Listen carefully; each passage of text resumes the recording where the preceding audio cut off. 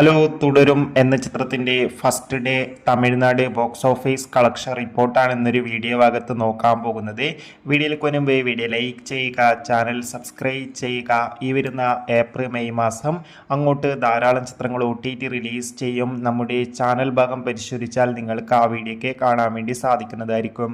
മോഹൻലാൽ, ശോഭന എന്നൊക്കെ പ്രധാന കഥാപാത്രങ്ങളായി തരുൺ മൂർത്തിയുടെ സംവിധാനത്തിൽ ഇന്ന് റിലീസിനെത്തിയ ചിത്രമായിരുന്നു തുടരും. എല്ലാ സിനിമാ പ്രേമികളും ഒരേപോലെ തുടരും എന്ന ചിത്രത്തിൻ്റെ റിലീസിനായി ഏറെ ആകാംക്ഷയോടെയായിരുന്നു കാത്തിരുന്നത്.